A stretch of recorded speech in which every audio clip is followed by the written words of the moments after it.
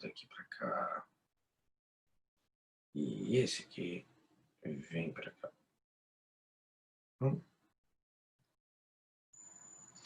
Só um minutinho aqui. Aí.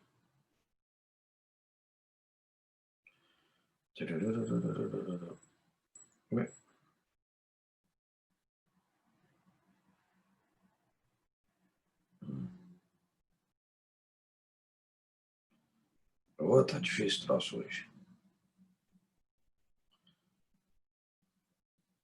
Oh my God.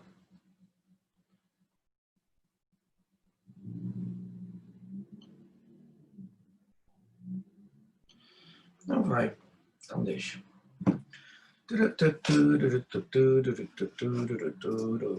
Bom dia, Iago. Salve, salve, meu querido. Estamos numa coisa certa aqui. Isso. Aqui. Eu estava lendo o livro 4 de vocês, ele tem a gravitação e a hidro. Né? Ele tem esses dois temas aí juntos.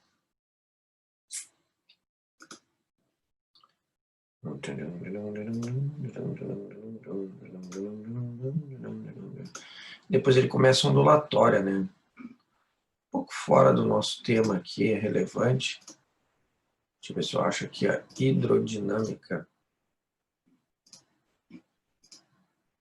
Aqui.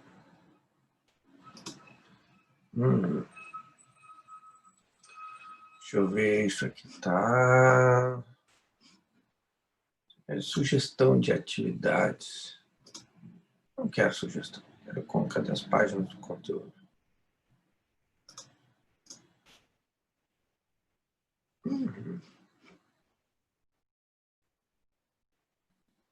Tá, é aqui. Começa. Tá, isso aqui, então, é a gravitation.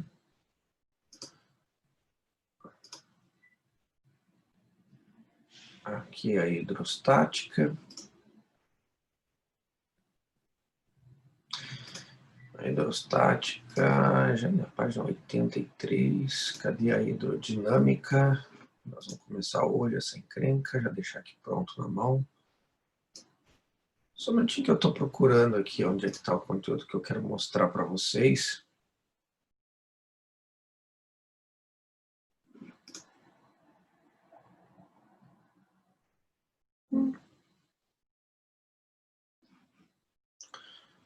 Legal isso aqui.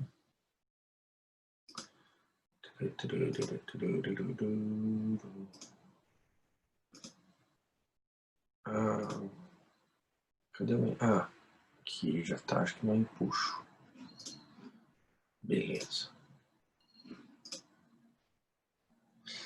Isso aqui é legal também comentar com vocês. Tem umas figuras aqui bem interessantes no livro para discutir com vocês. Deixa eu só ver se eu acho primeiro aqui a hidrodinâmica. Aqui, noções de hidrodinâmica. Tá. Está na página 103. Deixa eu só anotar aqui. Então, depois, quem quiser acompanhar, tá? Está na página 103 a hidrodinâmica, onde nós vamos começar. Vamos voltar ao que eu quero aqui. Vou compartilhar a tela aqui com vocês.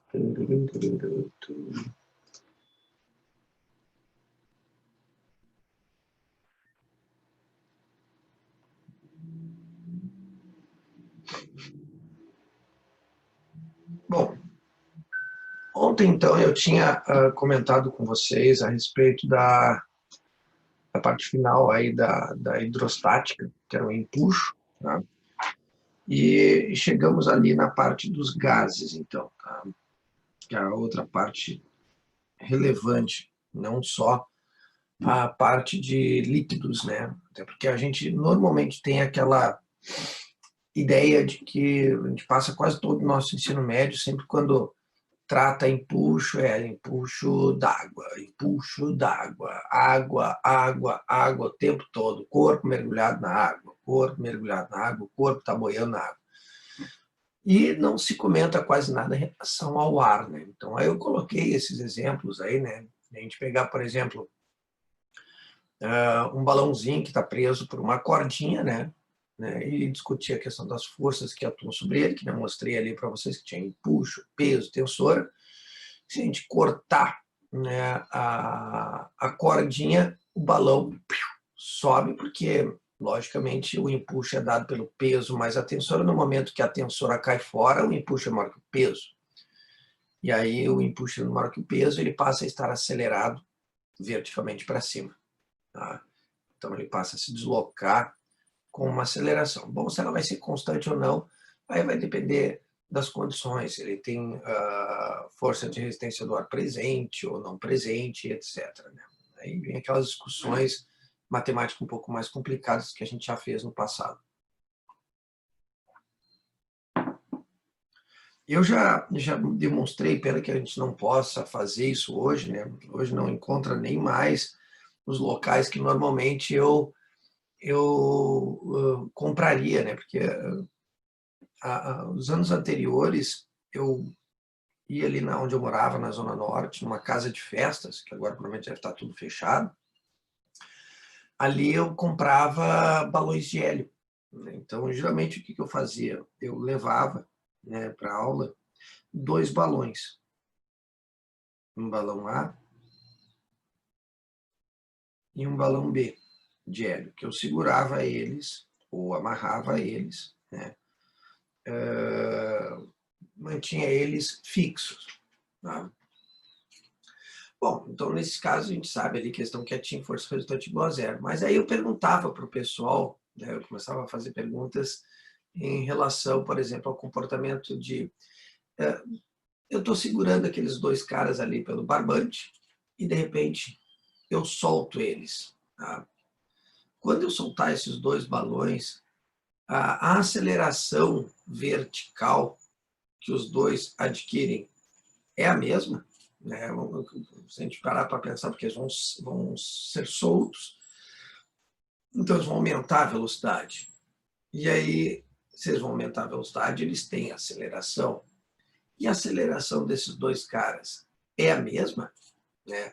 Como é que eu concluo a respeito da aceleração nesses 2 casos? Bom, para a gente avaliar a aceleração desses 2 caras, quando a gente corta, então, aqui o barbante dos 2, tá? Cortando o barbante dos 2, eles, obviamente, estarão com velocidade inicial igual a zero e iniciarão seus movimentos. Então, a gente já sabe que, a partir desse momento, se eu desprezar a resistência do ar, tá, o que eu vou ter ali como condição clássica para nós, da segunda lei de Newton, é que a força resultante é igual a massa vezes a aceleração. Eles estão acelerados.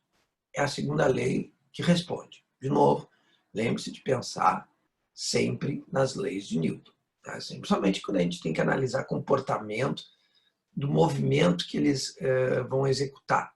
Tá? Então, se eles executarão algum tipo de movimento, eu preciso saber que tipo de movimento é esse.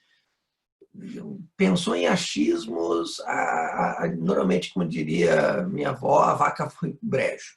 Né? Você tem que sempre analisar baseado em cima de leis que aos quais você sabe que você estando apoiado e pensando corretamente, né, com as leis, né, não é muito pouco provável que você cometa erros. Né?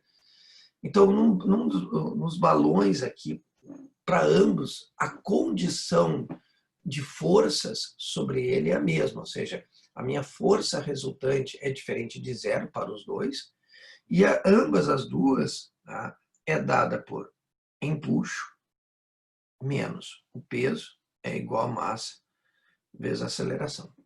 Tá? E aqui a gente já sabe que tem um detalhe interessante. Tá? O que vai ser diferente já visualmente para os 2? Né? O que eles terão distintos entre um em relação ao outro? Né? Os empuxos. Né? O empuxo que o balão B recebe é maior que o balão A. Quem é que mata a charada? Como é que eu sei que o empuxo do balão B é maior que o do balão A? Como é que eu cheguei a essa conclusão? que caminho, o que eu enxerguei, né, no problema, no desenho, que me permitiu eu chegar a essa conclusão aí sem cálculo nenhum, né? Vamos ver quem consegue me responder isso. Onde é que está a charada disso?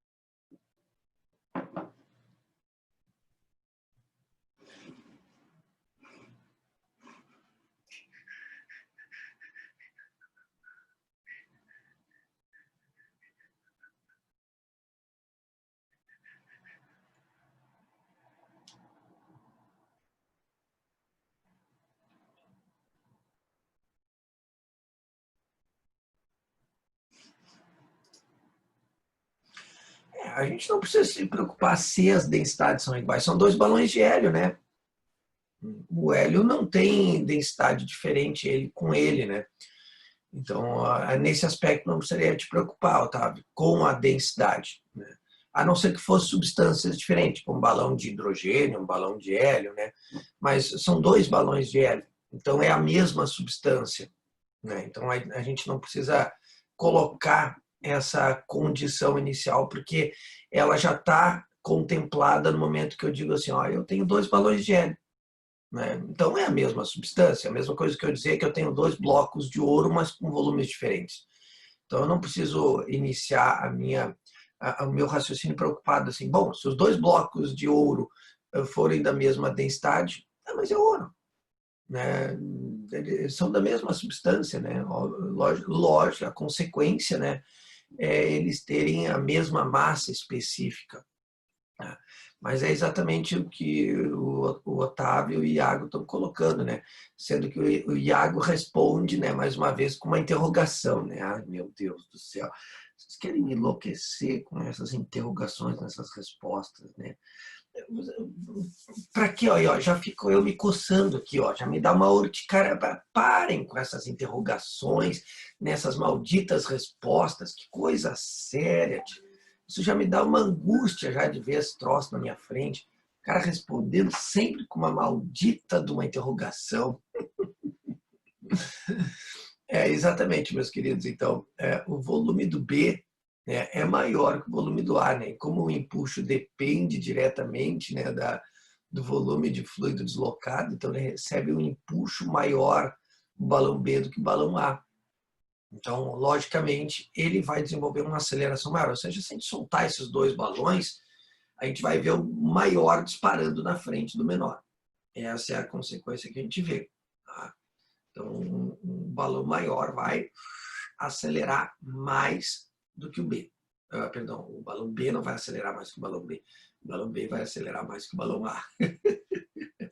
Tá? Então, esse é um dos cuidados que a gente deve ter com relação ali àquela análise dos balões, né? A outra que eu tinha comentado com vocês, né, que era do balonismo, né? Não sei se alguém aqui ontem não chegou a ter tempo assim, de perguntar, mas eu não sei se vocês já foram visitar Torres na época que eles fazem o festival de balonismo. Alguém já foi lá assistir o festival?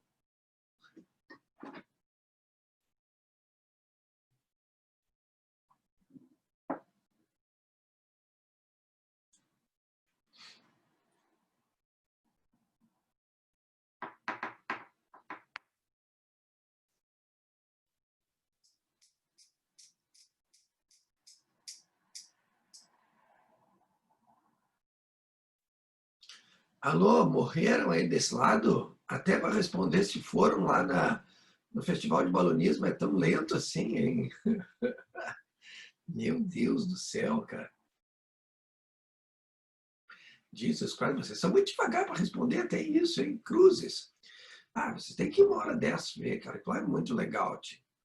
Quando a gente pega esses balões que tem esse cesto aí que você pode entrar dentro, né? Então, que eu estava falando ontem para você, né? Você tem toda a lona ali do balão no chão, eles começam a aquecer o ar lá dentro, o ar vai se expandir e vai aumentar o volume daquele balão. A consequência disso é que com o aumento da temperatura, né, você começa a aumentar o empuxo sobre o balão. Tá? Enquanto, logicamente, o empuxo é menor que o peso, ele fica no chão, cravadão, está ali no chão. Tá? Enquanto o empuxo for menor que o peso. Eu pergunto, todo mundo compreende isso que eu estou falando? Enquanto o empuxo for menor que o peso, ele fica no chão. Tá? A partir do momento em que o empuxo for maior que o peso, tá? Quando ele for igual ao peso, ali ele já perdeu, né? Já não toca mais no solo. Né? Ele já está naquele limiar de desencostou do chão. Mas isso é um intervalo de tempo muito curtinho, né? E aí, na verdade, o empuxo já logo fica maior que o peso e ele começa a subir. Lembrando que o empuxo, né, é exercido pelo ar externo. É o ar externo que exerce força sobre aquele balão, empurrando ele para cima, contra a força-peso. Bueno,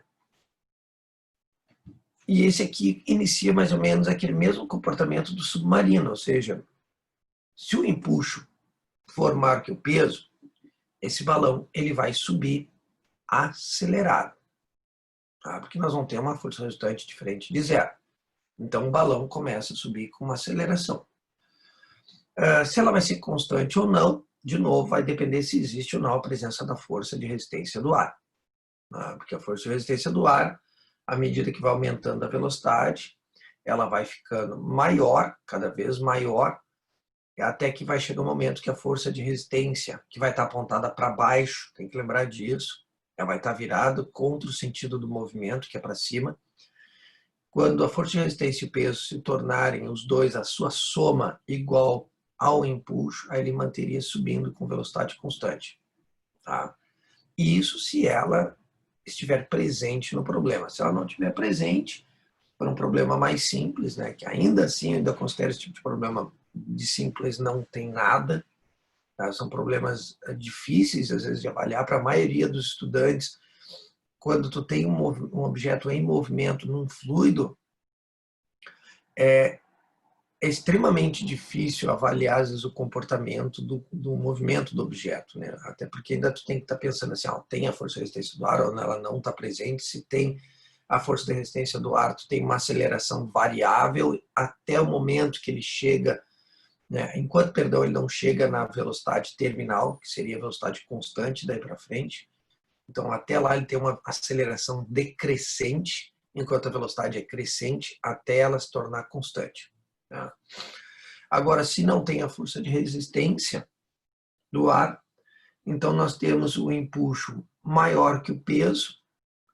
Essa diferença, se o empuxo não mudar mais, ela se manterá constante e a minha aceleração se manterá constante durante a subida dele. Tá? O cara que controla o balão não é assim que ele opera, claro. Né? O cara, ele mantém a subida dele, né, aplicando aquela língua de fogo, eventualmente, tá? Para manter, né, o volume do balão, né, vamos dizer assim, fixo. Então ele vai subir com uma aceleração, mas isso aí muda rapidamente, ou seja, ele permite que em algum momento a ausência da aplicação da chama, o gás vai perdendo calor, vai resfriando. Então ele tende a diminuir o volume dele, tá? Durante a subida.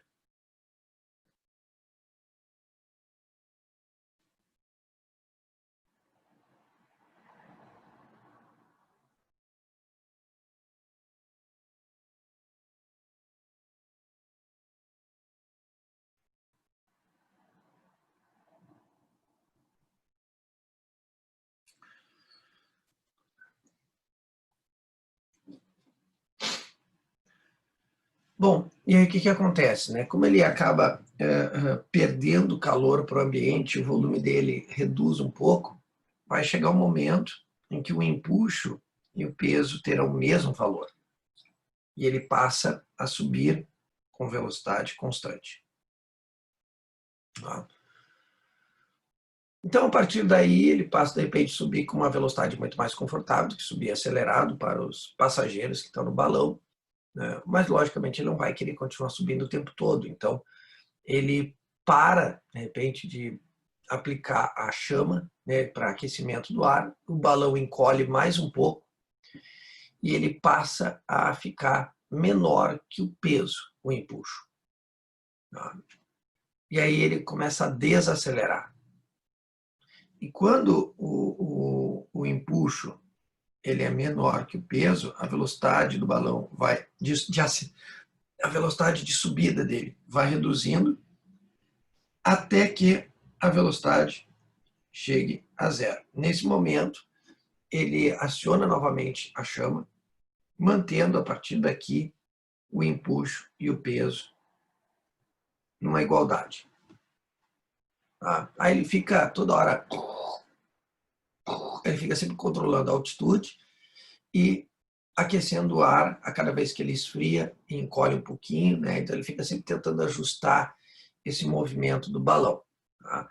Aí o balão é levado pelas correntes de ar horizontalmente, então ele para o movimento, ele cessa o movimento vertical e passa a se deslocar horizontalmente devido às correntes de ar.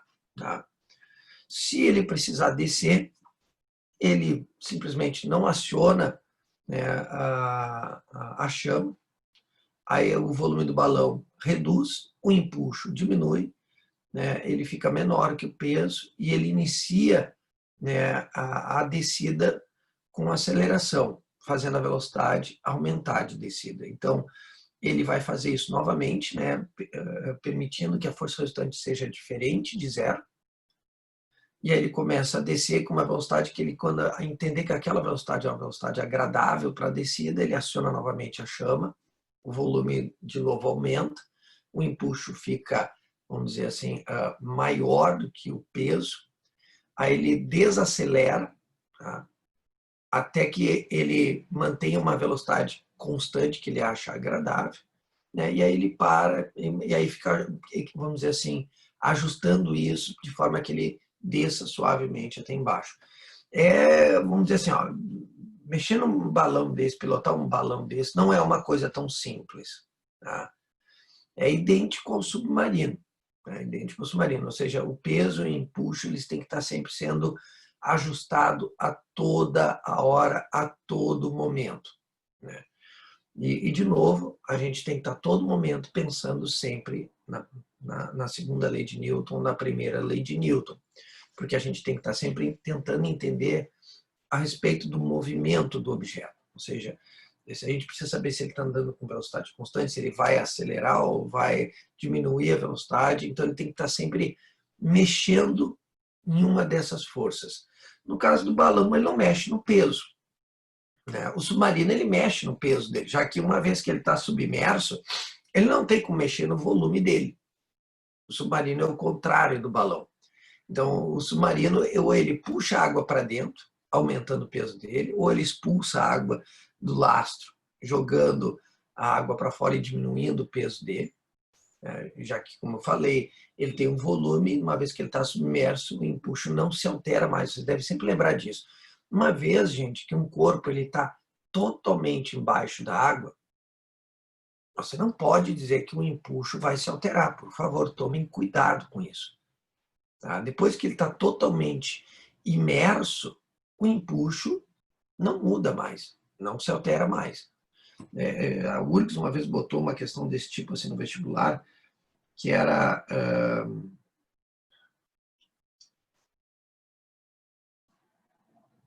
tipo um recipiente com água e tinha um objeto boiando na água.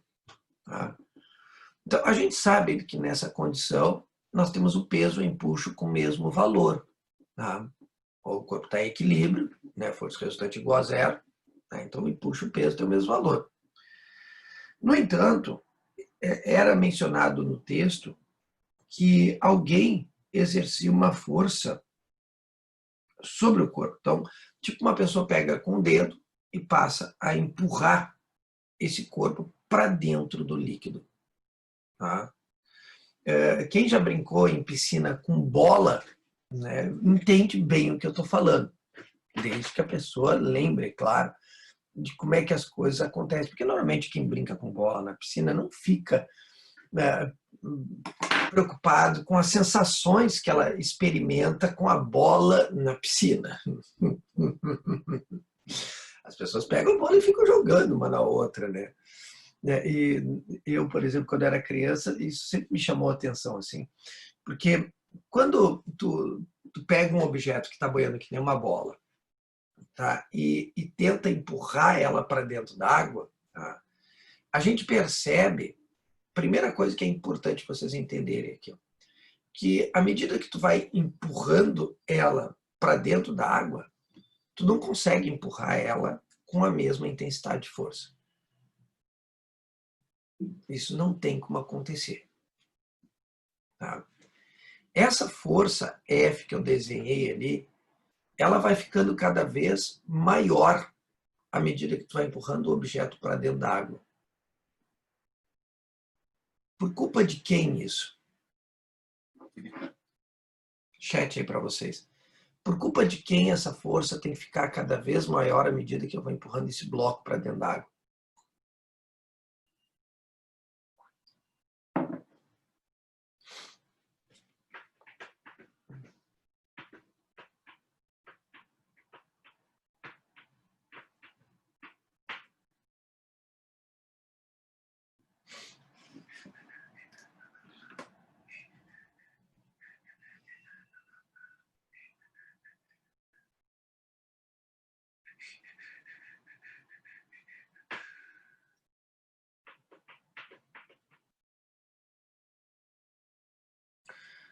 Caramba! Estava olhando aqui no livro, vocês viram que tem uma questão de curva de nível aqui no livro, que nem eu tinha comentado com vocês? Ela está na minha lista, essa questão. A questão número 1 da página 289. A questão tem na minha lista e está aí no livro também. Está nos dois aí. Que legal.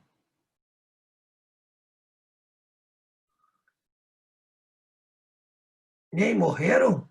Meu Deus do céu, cara. Essa semana a participação de vocês está um horror, hein? Para responder umas coisinhas tão simples, hein? Jesus Christ. Bom, é por causa do empuxo, né? Então, já que vocês não vão me responder, vamos deixar falando sozinho de novo, né? Bateu aquela doideira em vocês de novo, né? De não responder, não falar mais nada, então tudo bem. Então, voltando ao que eu estava dizendo, então aqui, à medida que esse corpo vai indo para o fundo da água, tá? O volume de líquido vai aumentando. Então, à medida que o volume de líquido vai aumentando, o empuxo vai crescendo. Se o empuxo vai crescendo, a consequência disso é que eu tenho que exercer também mais força para conseguir colocar ele para dentro da água. Tá? Então, à medida que tu vai empurrando ele desloca mais líquido, o empuxo aumenta. Então, tu tem que fazer mais força, tá? Para conseguir empurrar ele mais para dentro da água. Depois que o corpo entrar todo para dentro da água, depois que ele ficar todo submerso, tu não vai mais sentir aquele aumento de força que tu tem que fazer para botar ele mais profundo. Depois que ele está todo submerso, tu vai perceber que agora eu não posso botar mais profundo ou mais para cima, isso não altera mais a força que eu estou fazendo. Ela fica a mesma, porque o empuxo não se altera mais, porque ele já está todo imerso. Então, o empuxo ele atingiu o seu valor máximo. Mas enquanto ele estiver indo para o fundo, tá? A força que tu tem que fazer tem que estar sempre aumentando, porque o empuxo também vai crescendo. Então tem que tomar muito cuidado. Tem ali 3 forças. Tem um peso virado para baixo, e um empuxo virado para cima e essa força virada para baixo. Então, o equacionamento desse problema é empuxo igual peso mais F. Então, quando esse F é aplicado, então você tem um aumento do volume de líquido deslocado. A consequência é que você tem um empuxo maior. Então, o empuxo cresce. Então, tu empurra, mas já sente uma dificuldade que você tem que aumentar mais ainda a força, porque a dificuldade vai aumentando sempre. Em função do F aumentar, o empuxo aumenta também. Tá? Depois que ele ficar todo submerso, aí não mais. Bom, e por último, né, aquela situação que eu tinha comentado com vocês em relação ao balãozinho de festa, né? No balãozinho de festa que a gente enche com a boca, quem já fez isso em casa, né, para ajudar a família, né, para colocar a decoração dos balões, a gente já viu que a gente vai enchendo o balão, o volume dele vai aumentando, né, vai ficando cada vez maior, portanto o empuxo também vai aumentando sobre ele. E, no entanto, não interessa, por mais que a gente vá enchendo o balão, né, a pior das hipóteses pode acontecer ele estourar na nossa cara, ele nunca flutua. Você solta, ele cai. Né?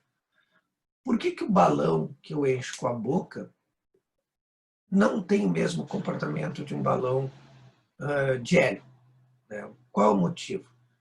Porque quando eu estou assoprando para o balão, ele está aumentando o empuxo dele. Ele está aumentando o volume de líquido deslocado. E se ele aumenta o empuxo, ele deveria em algum momento começar a flutuar. Na verdade, o problema está assim. Ó. Ele realmente aumenta o empuxo, porque ele vai aumentando o volume de líquido deslocado, mas ele não aumenta como o balão do balonismo, que é aumentando o volume e mantendo a massa. Isso quer dizer, diminuindo a massa específica daquele corpo. O balão de festa, ele está aumentando o volume dele porque a gente está botando mais ar para dentro. Então você está aumentando o empuxo, tá, mas está aumentando o peso junto. Porque ao mesmo tempo você, né, coloca mais matéria para dentro do balão. Então você não consegue fazer com que o empuxo, né, cresça a ponto dele poder, por exemplo, ficar maior que o peso, a ponto que você solta e ele suba. Isso não tem como acontecer, porque você vai aumentando o volume ao encher e lançando massa para dentro do balão. Tá? E aí, não, infelizmente, esse balão que a gente assopra não vai flutuar em hipótese alguma. O peso vai ser sempre maior que o empuxo. Tá? Alguma dúvida? Eu acho que já tratei bastante exemplos aí para vocês.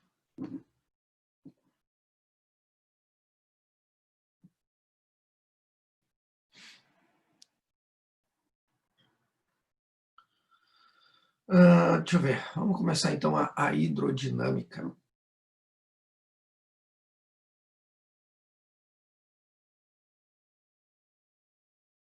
Tá? Vamos começar a falar então de fluidos em movimento.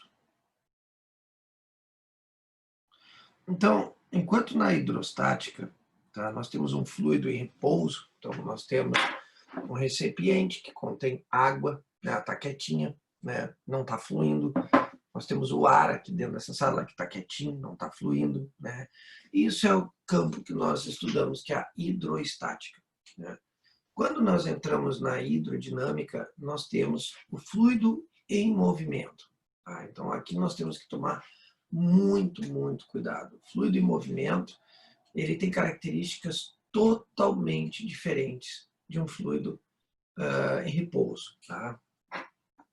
Primeira coisa importante que a gente deve sempre lembrar nos fluidos é que existem diferenças entre fluidos. Tá? Primeiro, nós podemos tratar de um fluido ideal, tá? E um fluido não ideal. Logicamente, vocês já sabem que um fluido idealizado é aquele que está mais distante do mundo em que eu estou vivendo.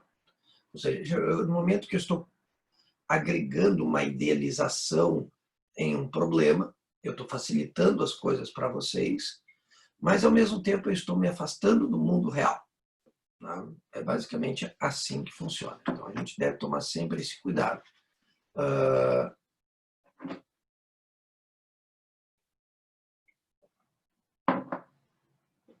Qualquer que seja a idealização, ela tem sempre essa característica.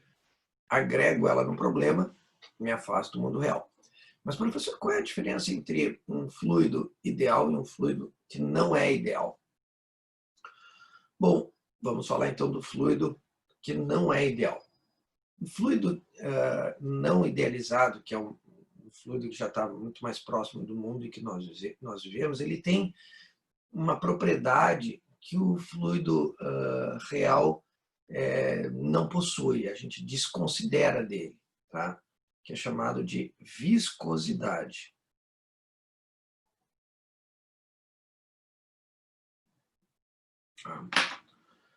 A viscosidade é uma espécie de um atrito interno entre as partículas do líquido, tá? Ou do fluido. Tá? E é uma propriedade que a gente observa facilmente. Tá? Por exemplo, vocês podem comparar a viscosidade, por exemplo, da água com mel. Tá? Acho que todo mundo aqui já um dia provou mel na sua vida. Então, vocês percebem facilmente que se tu pegar, né, virar um copo com água e virar um recipiente com mel, a água ela escorre mais rápido que o mel. Tá? Ou seja, o fluido do mel ele é muito viscoso. Né? A resistência entre as partículas é muito grande. Então, esse movimento das partículas ele se dá mais lento. Então, quanto maior for a viscosidade, é mais lento o deslocamento das partículas no fluido. Tá? Então, a viscosidade ela tem essa característica, tá? Que não é permitir um fluxo rápido das partículas. Quando a gente diz assim, olha, eu tenho um fluido ideal, eu já sei que não tem viscosidade no meu problema. Né? A viscosidade já está fora do meu problema. Tá? Então, ela funciona como uma espécie de resistência. Ela, por exemplo, se tu botar um objeto se deslocando, por exemplo, pega uma bolinha de gude. Eu acredito que todos vocês sabem que eu estou falando uma bolinha de gude, que é uma esferinha de vidro. E tu pegar uma bolinha de gude e largar na água, e uma bolinha de gude e largar no mel, tu vai ver que a diferença é gritante de deslocamento dessa bolinha em ambos os fluidos. Não é a mesma. Tu sabe que na água ela vai fluir muito mais rápido. Tá? A gente sabe que a água tem viscosidade. A água tem viscosidade. Ela não é um fluido ideal, mas ela tem uma viscosidade mais baixa. Tá? Esse é o detalhe. Tá? Cada líquido ele tem uma viscosidade diferente um do outro, porque isso é uma propriedade do líquido. Tá? A não ser que o líquido seja considerado ideal. É isso que você tem que tomar cuidado. Vocês querem estudar medicina? Esse é um tema que vocês vão estudar na medicina. Eu vou estudar hidrodinâmica na medicina, mas é claro, é óbvio que vai. Com certeza vai. Nós temos sangue fluindo pelo nosso corpo. Tá? E o sangue não é um fluido ideal. Ele tem viscosidade. Tá?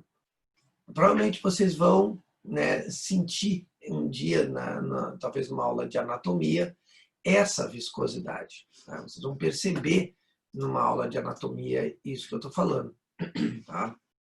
Então, o sangue ele não é um fluido ideal, ele é um fluido real e, portanto, ele tem viscosidade e para ele se deslocar através das artérias do corpo, ele não se deslocará com toda a facilidade que um fluido ideal se deslocaria. Tá? Então, há diferenças no deslocamento de um fluido ideal para um fluido real. Tá? Bom, além disso,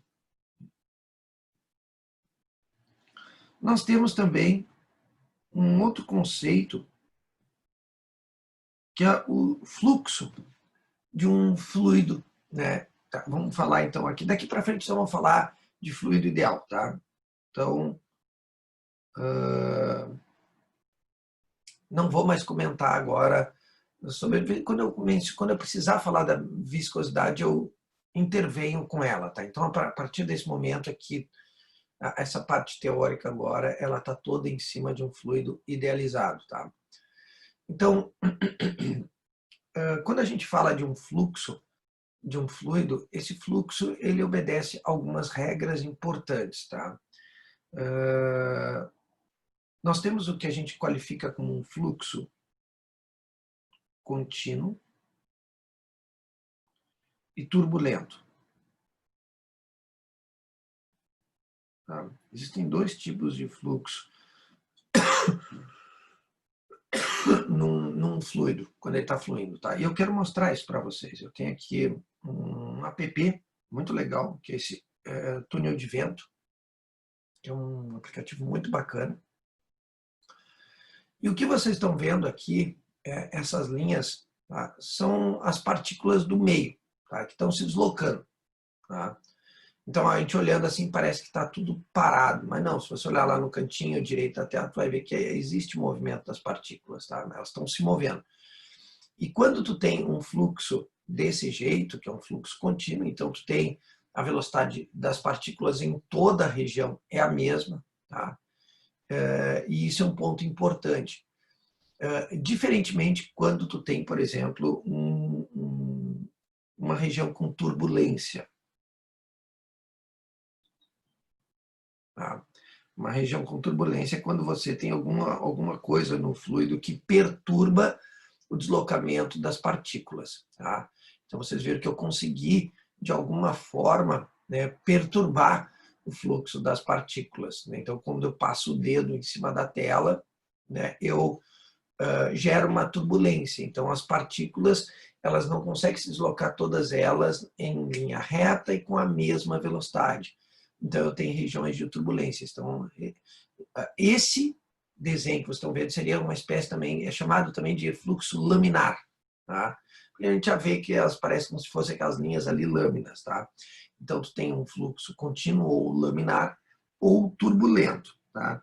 Um fluxo turbulento é quando as partículas não se deslocam mais com a mesma velocidade. Estão vendo no desenho que tem partícula que se desloca agora em sentido contrário, depois inverte, vai de novo. Tá? Então, isso é uma característica de fluxos, de um fluxo turbulento. Tá? A gente pode provocar essas turbulências de N formas, que depois eu vou mostrar com essa animação para vocês, essa animação.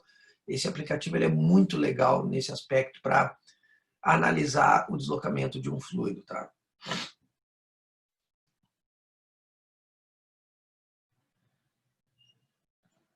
Vou pegar aqui.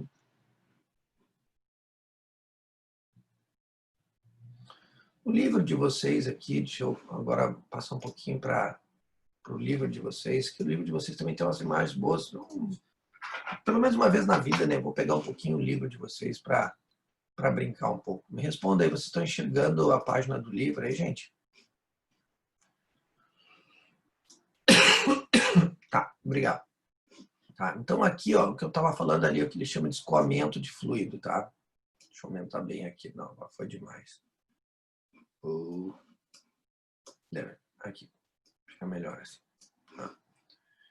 Então, aqui, né, a fumaça ali do cigarro que está sendo representada ali, dá para ver isso bem direitinho ali, tá? O escoamento da fumaça. Aqui a gente vê que ele não é não é um laminar, tá?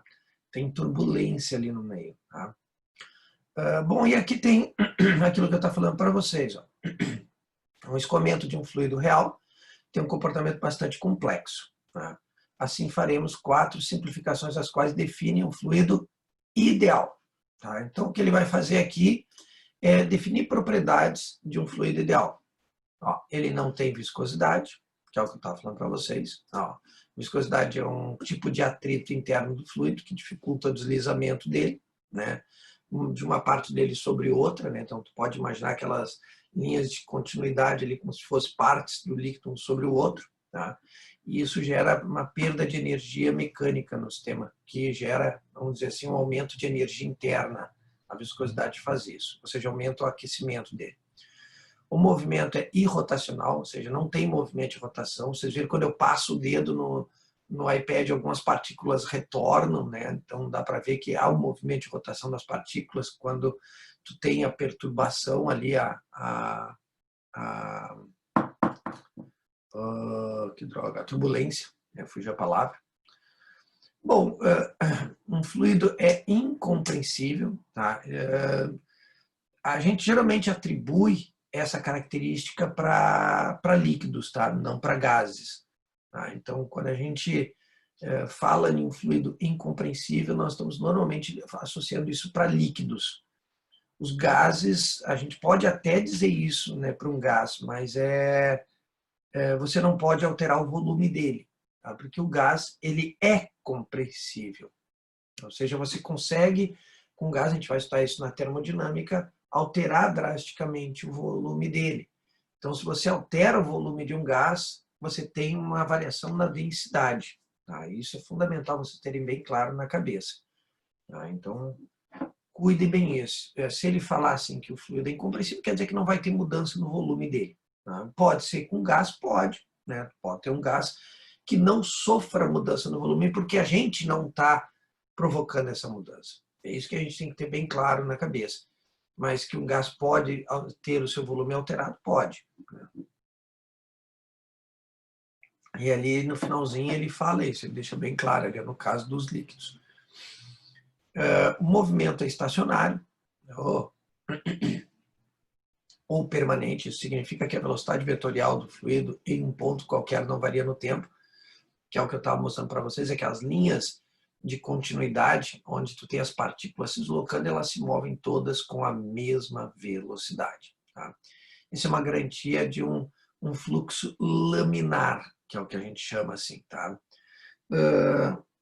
Então, essas são características importantes que vocês têm aí no livro, acho que ela está na página 301. Tá? Então, memorize para depois vocês quiserem dar uma estudada, vocês já sabem onde é que tem isso. Voltando aqui para o meu iPad. Eu vou ficar pipocando hoje entre, né, o nosso material, o iPad, eu vou ficar usando bastante isso.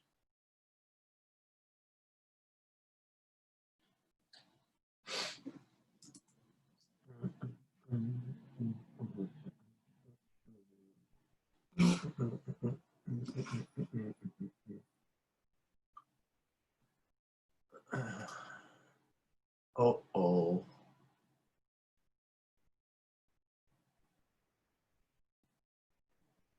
Cadê a tela do iPad aqui? Ah, tá aqui. Tá.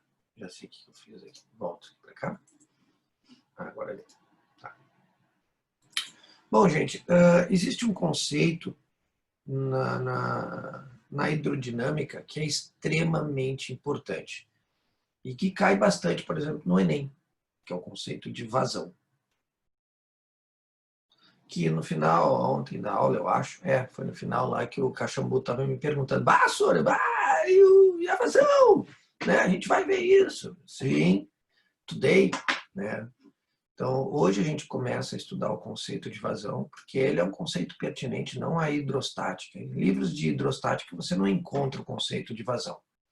Você sempre vai encontrar isso associado à matéria de hidrodinâmica. Tá? É aqui que a gente estuda esse conceito. Porque acho que já fica bem claro, né? Porque tu está falando de um fluido em movimento quando está falando de vazão, né? Eu não posso falar isso dentro da hidrostática, né? Não faz muito sentido, né? Já que na hidrostática não há movimento do fluido. Então, nós temos a vazão quando o fluido está se deslocando através de algum vaso, né? Algum duto. Tá? A vazão, tá? Normalmente, ela é representada pela letra Z. Tá? Esse é o primeiro ponto importante. Então, quando a gente fala de vazão, lembre sempre disso. Vazão, a gente representa ela pela letra Z. A unidade dela, baseado na equação, que eu acho que muitos aqui que já estudaram isso aí no passado, que já se preparou para o vestibular, no colégio, tu vendo pelo menos hidrostática, tu fica feliz. Né? Ver hidrodinâmica já é um luxo, vamos dizer assim. Né? Um cara que estudou, eu estudei vazão. Você é um privilegiado, como diz o outro. Teve um bom professor, com certeza, que se preocupou em tratar temas que são relevantes. Né? Eu considero a hidrodinâmica um tema muito interessante. Não é um tema chato, muito pelo contrário. É um tema muito interessante, interessantíssimo. Vocês vão ver que daqui a pouco eu já vou voltar de novo lá para aquele meu app que mostrei para vocês, justamente para mostrar efeitos do cotidiano, né, que ocorrem. É muito legal a hidrodinâmica. A hidrostática é bacana, né? Nós temos também efeitos interessantes, mas a hidrodinâmica eu diria assim que às vezes eu acho que até tem muito mais efeitos na nossa volta em relação à hidrodinâmica que a gente acaba percebendo do que a hidrostática. A definição de vazão, para quem já viu isso, pelo menos em problemas do Enem, está sempre relacionado com a razão do volume, né, de fluido que está atravessando um tubo em um certo intervalo de tempo. Tá? Essa basicamente a definição de vazão. É volume dividido pelo tempo. É o volume de líquido que se desloca, né, num tubo em um certo intervalo de tempo. É assim que a gente vai definir a vazão. Bom, acho que as unidades aí, acho que não é muito complicado aqui para vocês, basicamente, entenderem. A unidade que nós vamos ter aqui é metro cúbico por segundo, por exemplo, no sistema internacional, tá, meus queridos? No SI. Claro que a unidade dela pode variar aos montes, né? Acho que não é muito difícil de entendermos isso, né? Porque quando a gente avalia a vazão, a gente sabe que a gente pode ter o volume em litros por minuto, litros por hora, litros por segundo, né? Então, a quantidade de unidades que a gente pode ter para vazão é grande. Se vocês pegarem provas do Enem, vocês vão ver, em 2017, teve uma questão, né, de nível bem alto, que eu vou colocar nas listas para vocês. Tá? Eu vou colocar, não, ela está nas listas, essas listas que vocês recebem, eu vou colocar para vocês, aí, vou mostrar para vocês, né? Ela tem questões do Enem, teve uma questão em 2017, que era naquela questão do chuveiro com potência morna, média e super quente, negócio assim. E ele queria uma razão lá. Ele pedia a razão, acho que é entre as potências, se eu não me engano. Tá? E para resolver aquilo ali, era um problema só com letras praticamente, e no final lá tu fazia um cálculo. Então aquela ideia, né, ingênua, mais uma vez, né, de que no Enem as questões são do cotidiano, né? Aquele papo que tem professor que vende isso, tem curso que vende essa lorota, né, de que a prova do Enem é uma prova diferente da prova de vestibular. Eu digo que quem defende esse tipo de coisa, a impressão que eu tenho é que não conhece o Enem. Né? O Enem tem uma avaliação diferente do vestibular. Aí eu até concordo, né? Mas dizer que a prova, eu falo pela prova de física, tá? Não falo pelas outras, é claro. Né? Não vamos dizer que eu estou falando isso por todo o concurso. Né? Eu falo isso da prova que eu realmente tenho domínio, que é a prova de física. A prova de física está se tornando cada vez mais um vestibular escancaradíssimo. Escancaradíssimo. E o aluno que não detém conhecimento e certo detém habilidades de matemática, trabalhar com letra, ele leva pau no Enem. As questões têm se tornado, a cada ano que passa, um nível bem alto. Antigamente o pessoal até dizia assim, não, mas o Enem é mais tranquilo que a URGS. Agora, cada ano que vem passando, eu tenho começado a observar que o número de alunos que tem voltado para a URGS, né, como, não, acho que o Enem está começando a ficar muito difícil, eu começar a dar mais foco para a URGS, está começando a aumentar isso. E eu acredito que a prova começou a ganhar um perfil muito mais técnico do que aquele perfil babaca que ela tinha antes.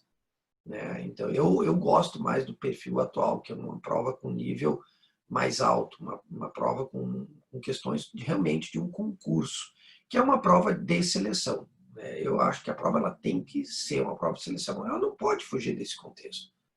Né? Porque ela precisa selecionar os alunos. Então, se tu não fizer isso, tu não acaba selecionando os melhores, que é essa a ideia da prova. Então, a gente tem que tomar cuidado, porque esse conceito de vazão, ele tem uma amplitude muito grande. Tá? Ele pode aparecer que nem essa questão aí de 2017 de calorimetria. Já vi ele aparecendo, por exemplo, em questões sobre a definição da potência de uma usina hidrelétrica. Tá? Eles perguntam como é que se define a potência de uma usina hidrelétrica e aparece o conceito da vazão na equação, que a gente pode deduzir esse conceito lá. Tá? Então, é possível? É. Tá? Quem lembra a potência é o trabalho ou a quantidade de energia dividido pelo tempo. Né? Uma variação de energia. No caso de uma usina hidrelétrica, você tem a variação de energia potencial. Tá? Isso é fundamental vocês terem cuidado aqui, por exemplo. Ó, a potência de uma usina hidrelétrica, se tu pegar, por exemplo, a variação da energia potencial, que variação de energia é trabalho, tá? E tempo. Então, tu vai ter que considerar uma variação a final menos a inicial e a final, perdão, e a inicial sendo zero, né, ou a final sendo zero, tu vai ter um MGH, né? Pegando uma delas sendo zero, vai depender do referencial que tu escolhe. Então, tu teria MGH dividido por ΔT. Tá? Tá, professor, mas como é que vai aparecer vazão aí nesse sistema? Bom, o João vai me dizer como é que eu vou fazer aparecer aí a vazão. Ontem a gente estava discutindo aí uma questão, né, João, que a gente fez uma transformação. Tu lembra, João, que nós mexemos aqui, ó, na massa, na discussão lá da tua questão, né?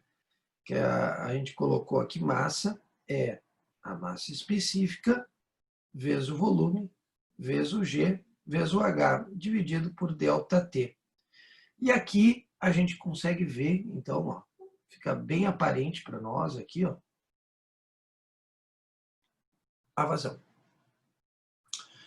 Esse truque, né, a gente também fazia na questão de 2017 dos chuveiros, porque quem lembra ali, a gente está trabalhando com aquecimento da água, tá? Então é lógico que a gente tem o quimacete, tá? E no quimacete tu tem massa. Então tu teria também massa ali no numerador, teria um quimacete ali em cima. Então, tu tendo massa, tu pode abrir em massa específica vezes volume, e como tu tem potência, então você tem o tempo embaixo. Então, você consegue fazer aparecer a vazão aqui. Então, essa é uma jogada. De novo, eu não quero que vocês decorem que a potência de uma hidrelétrica é a massa específica do líquido, a vazão vezes o G vezes o H. Eu diria que isso aí é uma baita de uma sacanagem, professor. Tá aí a fórmula para a potência de uma hidrelétrica. Daqui a pouco vem uma fórmula para outro mecanismo, não sei o quê. O aluno vai dizer assim, vai se catar para lá, cara, que eu vou ficar decorando 1 milhão de fórmulas para cada dispositivo. Eu também tenho essa mesma posição. Se alguém, pelo menos, se alinha com o meu pensamento, vai dizer, não, realmente, é inviável de ficar decorando para cada mecanismo uma equação de potência diferente. Então, é muito mais interessante tu sempre partir do basicão, né? Que potência para nós está relacionado com razão de energia e tempo. E aí, tu trabalha as equações, manipula as equações que tu achar conveniente para poder chegar na equação que tenha os parâmetros que às vezes estão citados no texto, que nem eu já vejo falando que a potência de uma hidrelétrica é inversamente proporcional à vazão, ou é diretamente proporcional à vazão. Aqui, no caso, estão vendo que é diretamente. Quanto maior a vazão, maior a potência. Então, mas para isso tu vai precisar fazer essa dedução para chegar nessa resposta, que tu vai ter uma específica vezes vazão, vezes o G e vezes o H. Tá? Então, isso só para vocês, pelo menos, já relembrarem conteúdos passados, ou seja, que a gente continua avançando e sempre o conteúdo que está à frente acaba exigindo coisas lá de trás para a gente poder fazer uma análise de determinados mecanismos, né, dentro da física.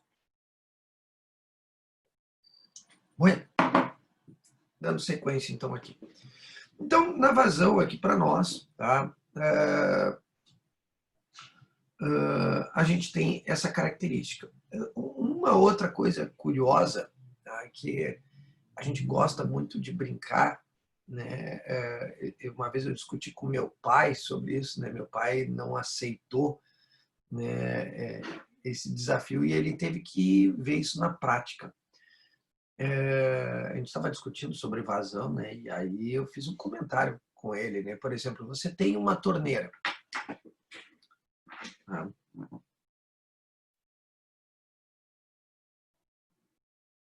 Você tem o registro da torneira. Tá? Então você abre o registro da torneira e não mexe mais. Você não pode mexer mais nele. Tá? Deixa ele quieto.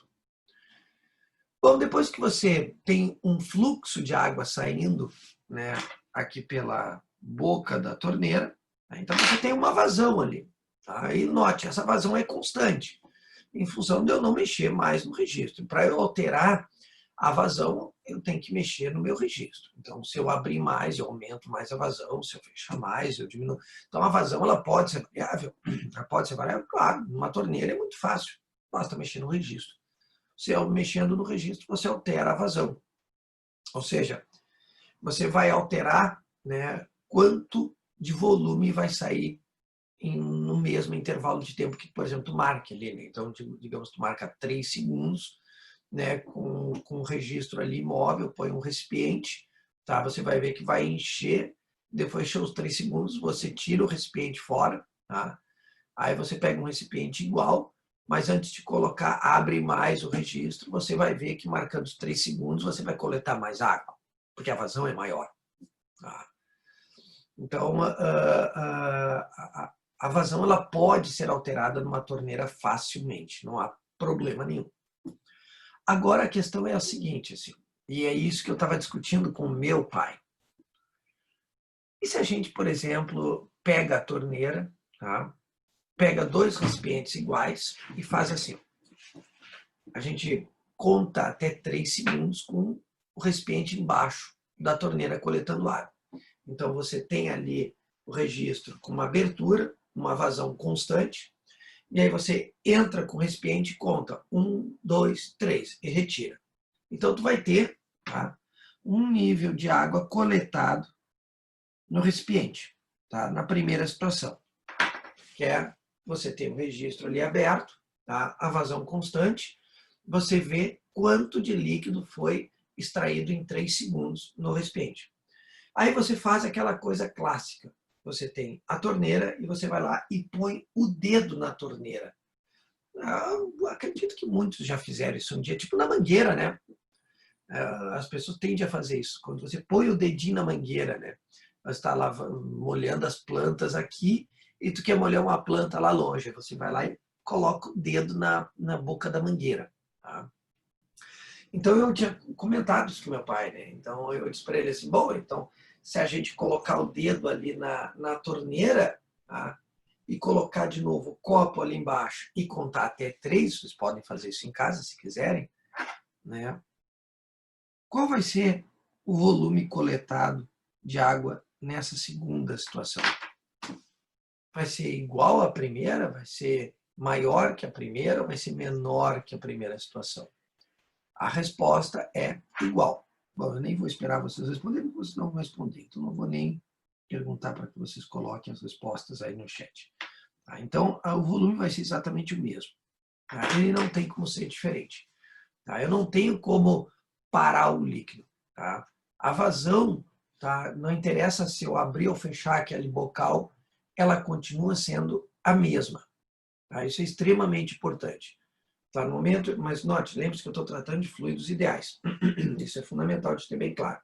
Então, quando eu pego ali a torneira e ponho o dedo ali embaixo, a gente vai ver que sai mais rápida a água. E se eu botar o líquido, o recipiente ali embaixo e contar até 3, eu consigo coletar a mesma quantidade de água. Eu tive que mostrar isso para meu pai. Meu pai não acreditou quando eu falei isso para ele. Não, isso não tem como, não sei o que. Blá, blá. Não, a vazão não se altera. Você fazer um estreitamento no tubo, você tem que manter a mesma quantidade de líquido saindo. Não tem como parar o líquido que está entrando lá no tubo. A quantidade, o volume de líquido que está trafegando no tubo, ele tem que se manter a mesma pela mesma unidade de tempo. E isso tem uma consequência muito interessante, que é quando nós temos esse tipo aqui de tubo.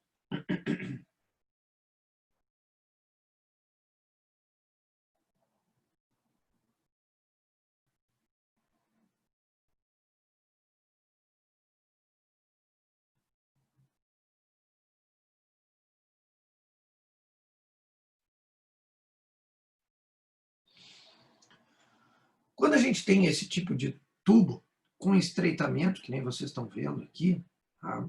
E eu tenho um fluido se deslocando, tá? Da região, vamos chamar assim, de região 1 para a região 2. a tendência dos vestibulares é sempre falar, uma delas é sobre a vazão. Porque é um pega-ratão. Tá? O aluno tende a acreditar que a vazão é diferente, né, da região 1 para a região 2. E isso não tem como ser alterado. A vazão ela tem que ser a mesma nas duas regiões. Então, digamos que eu tenho aqui um volume de líquido.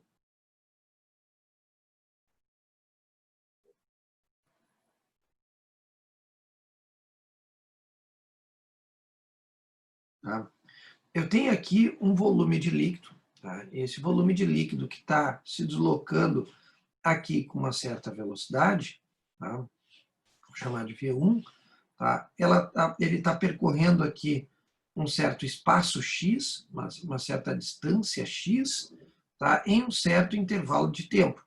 Tá? Então, aquele volume ali, ele se desloca aquele deslocamento x que eu tenho ali, um certo intervalo de tempo. Tá? O problema é que quando tem aquele estreitamento lá, tá? Aquele volume ele não consegue ser o mesmo assim na vertical, então ele tem que meio que ficar na horizontal. Vai ficar aqui assim, ó. Isso aqui é o mesmo volume que eu tenho na região 1, eu tenho na região 2. Só que aqui, vamos chamar aqui de x1, aqui eu tenho um x2. Tá? Aqui eu tenho um percurso maior. Tá? Porque agora aquele volume que está assim, ele está assim, tá? Em função do estreitamento. Só que como eu tenho um percurso maior, para ele conseguir sair o mesmo volume, tá? Logicamente, você já deve imaginar que aqui ele tem que se deslocar com uma velocidade V2, que não é igual à velocidade V1 que nós temos naquela região. Ele tem que ter uma velocidade maior, que é o que todo mundo já viu isso. Você pega a mangueira, abre a mangueira, você tem uma vazão constante. Tá? Isso é clássico para nós. Tá? Aí você sabe que a mangueira ela vai estar saindo água assim. Ó. A água vai estar caindo perto de você. Ao colocar o dedo, você faz aumentar a velocidade quando estreita a boca do tubo. Então a velocidade aumenta com o estreitamento. Aumenta para manter a vazão constante. Então, como o tubo ele sofre um estreitamento, ele tem que sair a mesma quantidade de água, o que ele faz? Ele aumenta a velocidade para conseguir mandar aquela mesma quantidade de água no mesmo intervalo de tempo. Tá? Então, isso quer dizer que a vazão na região 1 tem que ser a mesma vazão na região 2. E a vazão na região 1 é o volume dividido por um certo intervalo de tempo. E na 2 é um volume, V2, tá, dividido por um certo intervalo de tempo. Como é que a gente calcula o volume de um líquido? Tá?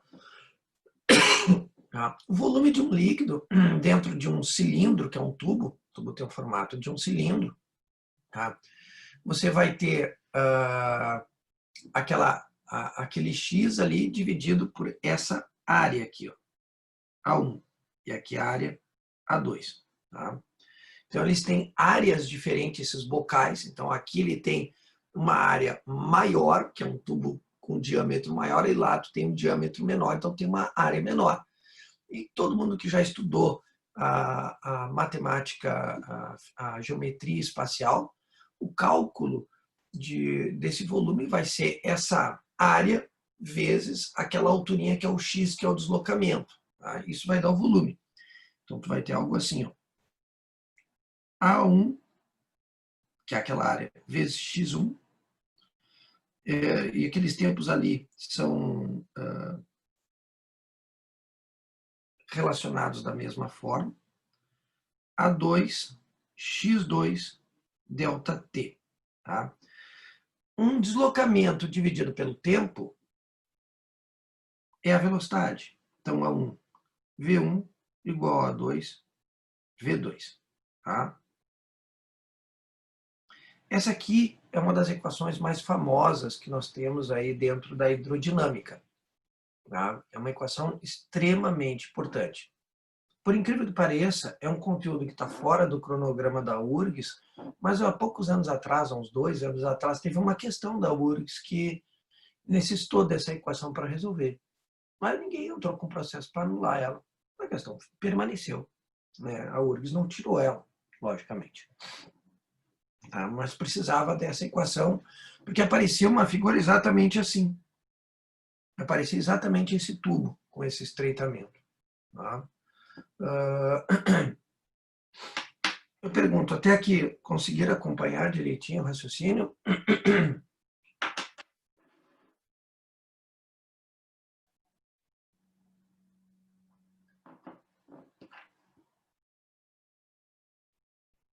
Tá. Então, nossa equação está aí. Vamos lá para o nosso aplicativo, então, do túnel do vento. Tá? No meu aplicativo do túnel do vento, eu posso desenhar esse tubo. Né? Isso é possível fazer. Eu vou aqui em Draw. Tá? Então, eu desenho o tubo aqui. Ó.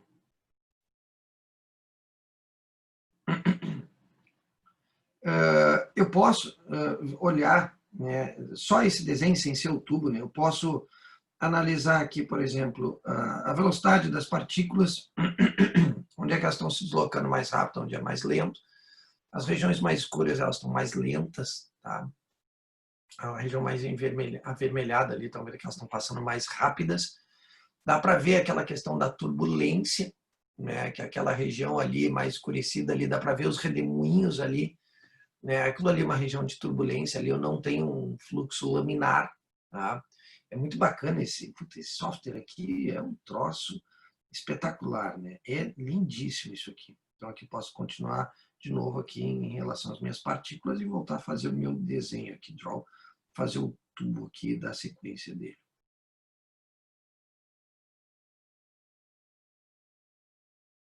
Tá? E aqui vocês conseguem ver perfeitamente o que eu estava falando.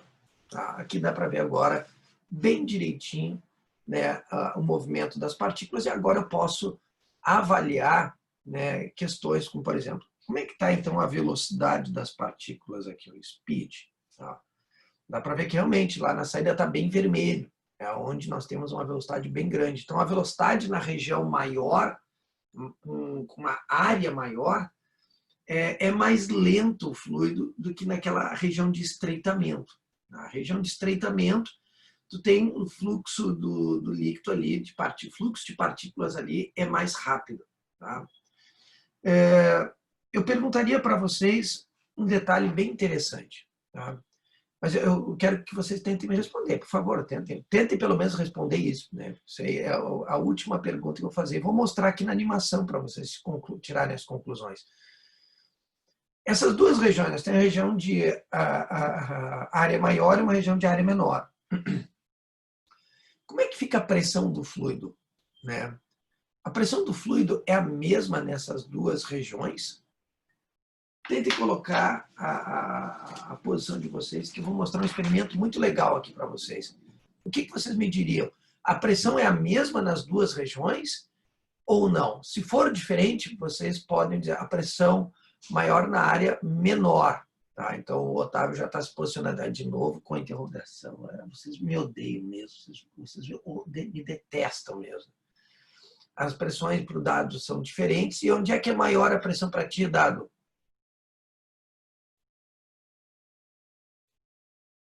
Vocês vão ficar de queixo caído com o experimento que eu vou fazer agora para vocês. Vão ficar assim, ó.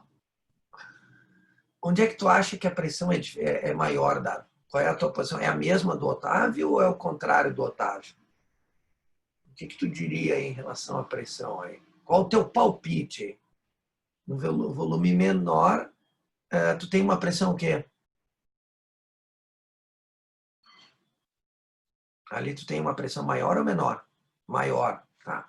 Então, eu acho que já está bom. A opinião dos meus dois queridos aí já é suficiente. Então, observe que agora eu vou parar o compartilhamento aqui para vocês poderem me enxergar aqui na tela grande, né?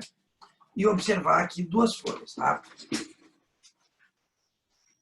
Sor, por que nas bordas do cano a velocidade me parece ser maior? Tá, depois a gente comenta isso. Deixa eu mostrar aqui o experimento. Bom, vocês estão vendo aqui duas folhinhas, tá? Eu vou colocar aqui o meu rosto aqui para não eu ter condições de manipular o experimento, assim, ou seja, eu não consigo, né, aproximar elas empurrando aqui, tá? Eu poderia afastar, né, mas aí você vê eu mexendo nas minhas mãos. E eu vou assoprar no meio das folhas, ou seja, entre elas vai ter um fluxo com velocidade muito maior do que na parte exterior. Então, na parte exterior, a gente pode dizer que o fluido está parado, em repouso, e entre elas eu vou ter um fluido para baixo, andando mais rápido, tá, do que a parte exterior. E o que vai acontecer com as folhas quando eu assoprar? Essa aí é uma questão que caiu no vestibular, foi da Unifra, se eu não me engano. A Unifra perguntou isso. Tá? Quando eu assopro aqui, ó, olha o que acontece com as folhas.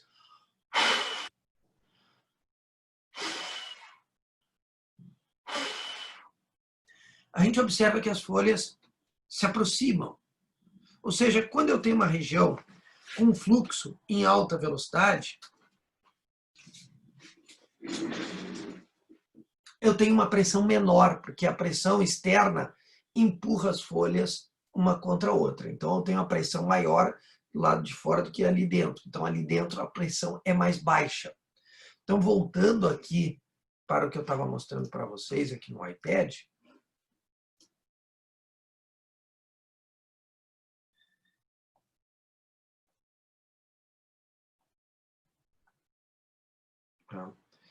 a gente já pode concluir que a pressão é maior no diâmetro maior e menor onde tu tem um diâmetro menor. Ou seja, totalmente contraintuitivo. Esse é um exercício contraintuitivo. Essa é a primeira coisa que você deve tomar cuidado. Esse é um problema ótimo para cair no vestibular. Porque vocês já viram que vocês erraram as respostas. Porque o nosso coração tende a dizer que ali a pressão... As pessoas dizem assim, ó, põe o dedo aqui na ponta da mangueira porque a pressão aumenta.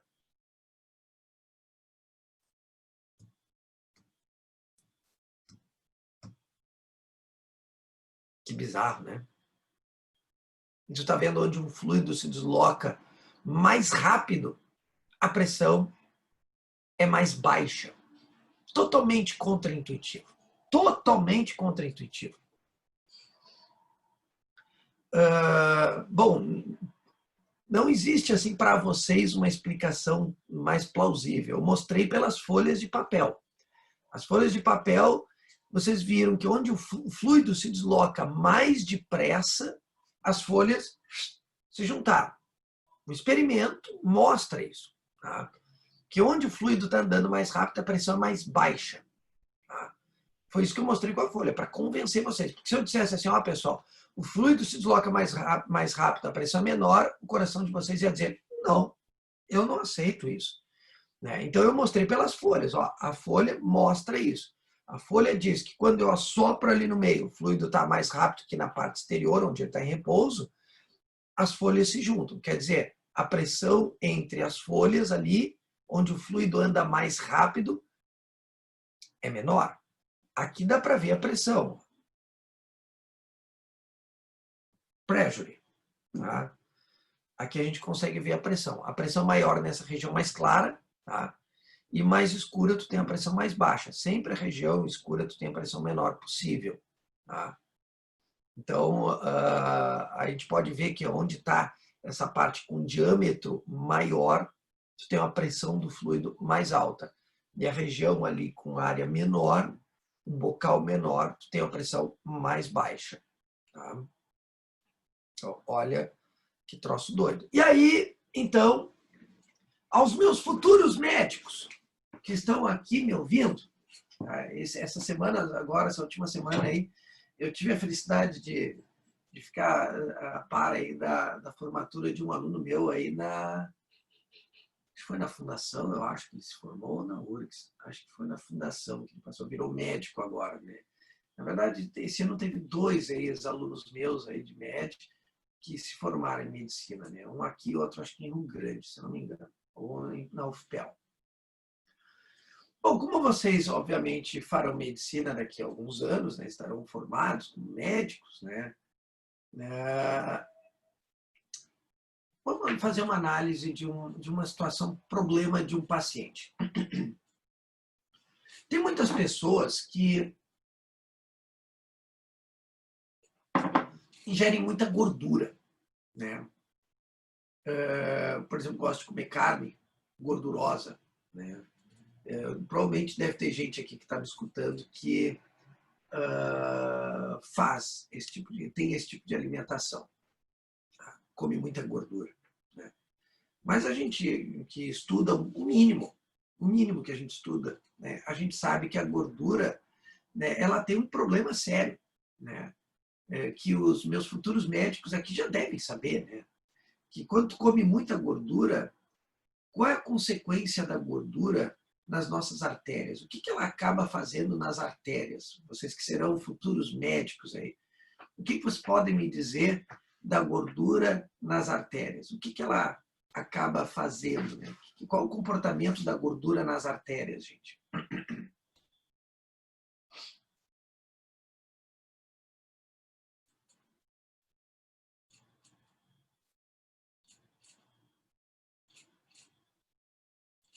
Tá, vai me dizer que até isso vocês vão demorar 2 anos para me responder agora, pelo amor de Deus. Né? Ou seja, olha o que o pessoal está dizendo. Então, ela vai se acumulando nas paredes, né? Então, você tem uma artéria, tá, que ela tem ali um diâmetro. Tá? Ela tem um diâmetro. E a gordura ela começa a se agregar nas paredes da artéria. Então, ela começa a provocar uma espécie de estreitamento. Todo mundo concorda com isso, certo? Eu acho que isso aí não é novidade nem para mim, nem para vocês que querem estudar medicina. Todo mundo concorda comigo, então, aqui?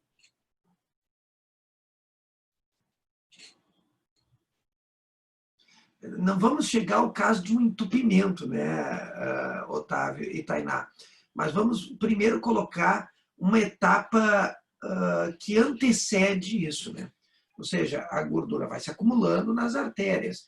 E à medida que ela vai se acumulando, né, agregando-se nas paredes, essa artéria, né, ela vai tendo a sua passagem reduzida. Todo mundo concorda comigo até aqui? Alô?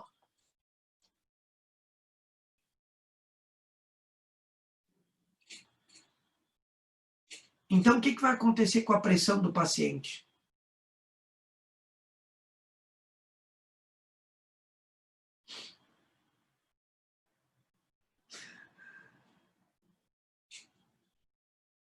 É isso, então, para todos que estão aqui me ouvindo perguntar, a pressão, então, vai diminuir?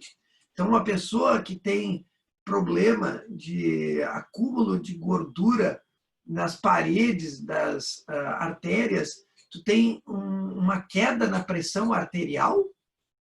É isso que vocês observam no diagnóstico de um paciente que tem um acúmulo de gordura nas paredes das artérias? Pois é, né? Os meus futuros médicos, cuidado, né? Vocês vão registrar um aumento na pressão arterial. Isso caiu na prova da UFSM. Isso caiu na prova da UFSM. E aí é que vem a grande cagada do professor de física.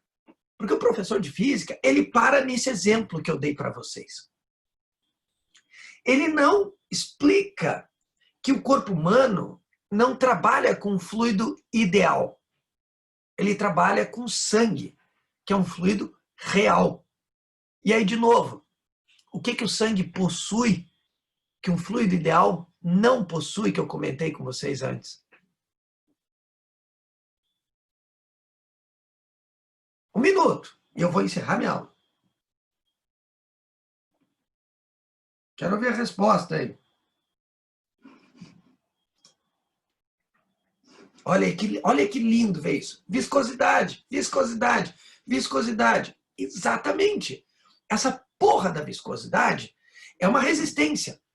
Então, quando tu estreita o vaso e o sangue não é um fluido ideal, o coração é uma bomba que empurra o líquido, que é o sangue.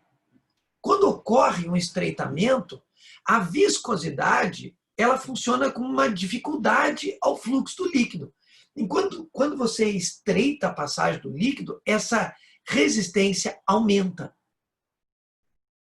E o teu coração, portanto, tem que fazer um esforço maior para conseguir fazer passar aquele volume de líquido numa passagem maior.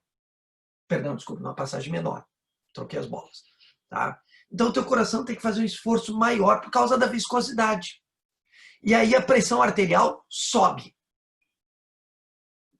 É claro que a maioria dos estudantes, que são mero decoradores, né, que não entendem a diferença de um fluido real e ideal, porque o professor de física incompetente não soube separar esses exemplos. E o coitado do aluno cai numa armadilha dessa, porque ele aprendeu com um professor de física que ele aceitou já, não tem mais o que fazer. Quando ocorre o estreitamento, tu aumenta a velocidade e diminui a pressão. Só que isso é para um fluido idealizado, não para o sangue, que é um fluido real e tem uma viscosidade que, se eu não me engano, é maior que até a da água. Então, quando ocorre estreitamento, torna-se mais difícil a passagem do líquido. Então, coitado do coração tem que fazer uma força maior, né? Então, se ele faz um esforço maior, a pressão aumenta.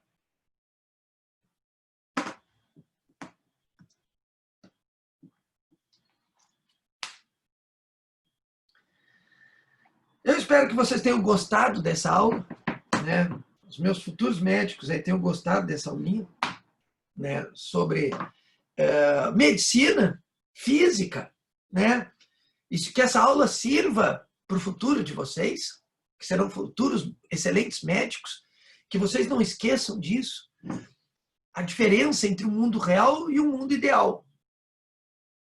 Tá? Porque isso é importante para o vestibular. Se cair isso, eu aposto que vocês vão começar a rir sozinho, porque você sabe que quem aprendeu hidrodinâmica vai dizer que a pressão vai diminuir com o estreitamento.